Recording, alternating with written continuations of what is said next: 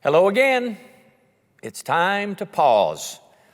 It's time to stop and listen, wait, and rest for just a few moments.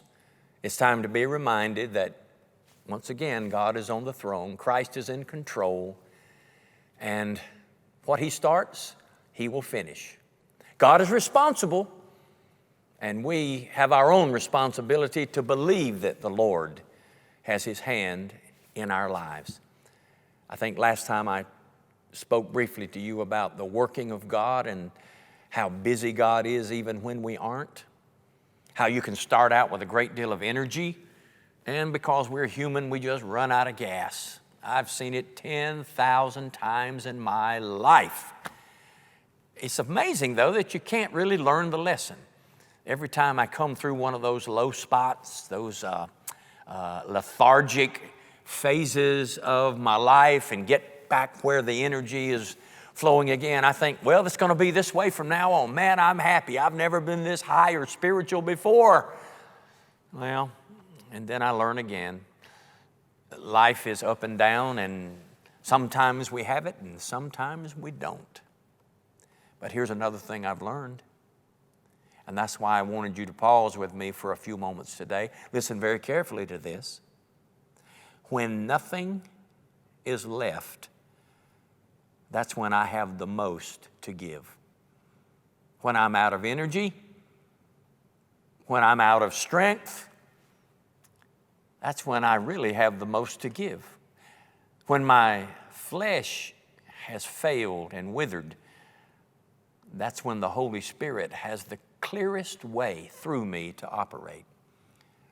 You see, God has and will always work mightiest when we are weakest, and will be the fullest when we are the emptiest. And I know that sounds, trite and like a sermon, but it's the truth. We love to work for God when we're full and energetic, and we don't realize that sometimes our full energy is really us at work. But it's when we find ourselves with nowhere to go and nothing left that we have the mightiest opportunity to serve God. Let me read it to you from Paul's own writings. 1 Corinthians. No, it's 2 Corinthians, chapter 8. Ready? Moreover, brethren, we make known to you the grace of God bestowed on the churches in Macedonia, that in a great trial of affliction, the abundance of their joy, excuse me, that's pollen again, that in a great trial of affliction, the abundance of their joy and their deep poverty abounded to the riches of their liberality. Did you hear that? It said, in their great trial, that's where some of you feel you are right now, in their great trial, the abundance of their joy mixed with their deep poverty. You see, the joy was spiritual, the poverty was material, but those together equals riches, and they were willing to give it out. They were so full of the Spirit that it didn't matter how little materially they had. They said, we don't need this for joy anyway. This doesn't make us happy. This doesn't complete us. We're already filled and full with God's grace and mercy. So they took the little bit that they had and they gave it away.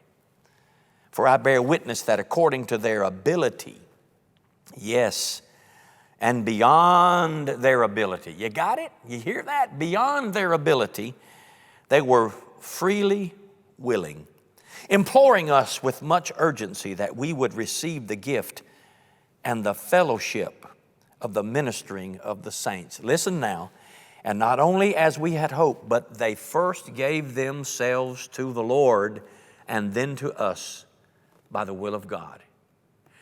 I don't know. There are some scriptures that just say it all. I don't even know that you can make it any plainer. Paul said they were so full of Christ that their poverty didn't matter. They weren't trying to hold on to a little bit. They knew they were already rich in God, and they took their little bit and they literally begged Paul, take this money, take what we have left and give it to someone else who needs it. Now, how can you do that? Here's the answer. You have to first give yourself to the Lord. When you give all that you are to Him, He gives all that He is to you. And when that transaction happens, the little bit of money, all the material gain, all the stuff is really insignificant. And whether you have it or lose it, it doesn't even matter. That's why you'll be so willing to give it away. That's when real joy comes into your life. When you have Him, and that's all that matters, and everything else can be given away. Thank you for joining me. Practice that somewhere, sometime today, and we'll meet again. Thanks.